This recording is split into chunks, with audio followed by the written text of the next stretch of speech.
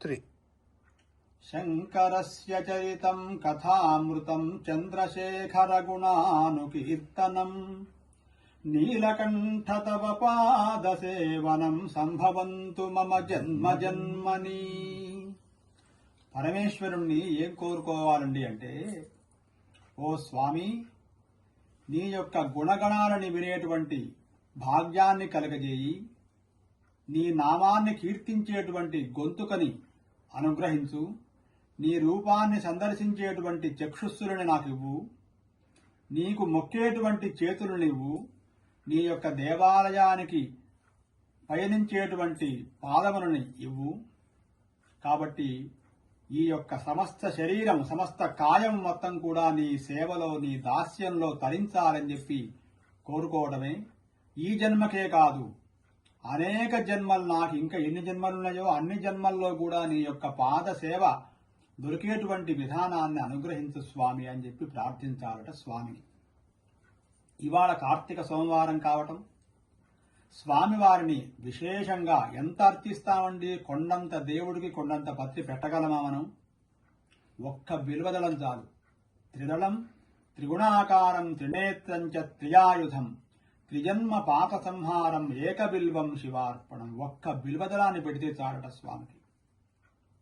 అయితే బిల్వదళాన్ని పెట్టడంలో బంగారం బిల్వదళాలు చేయించేవాళ్ళు ఉన్నారు, వెండివి చేయించేవాళ్ళు ఉన్నారు, రాగివి చేయించేవాళ్ళు ఉన్నారు. ఇవన్నీ కూడా లోహములతో ఉన్న వాటికంటే కూడా వృక్షం, బిల్వ వృక్షం నుంచి మనంతట మనం తీసుకొచ్చేటువంటి ఒక పత్రైనా చాలట స్వామికి. అంటే పత్రమే పెట్టాలి. పత్రం యొక్క అభావం అయినప్పుడు మిగతావన్నీ ఏర్పాటు చేశారు.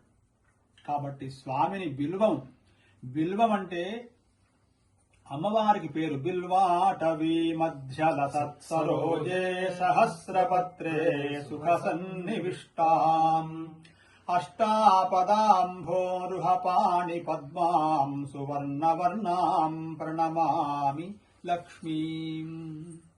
లక్ష్మీదేవి యొక్క ఆవాస స్థానము బిల్వము. అటువంటి బిల్వపత్రి గనక పెట్టినట్లయితే మనకు ఐశ్వర్యం కలుగుతుంది అంటున్నారు. అందరు అంటుంటారు ఐశ్వర్యం కలగాలని ప్రయత్నం చేయడమే తప్ప శివుడికి ఒక పత్రి పెట్టేటువంటిది లేదు.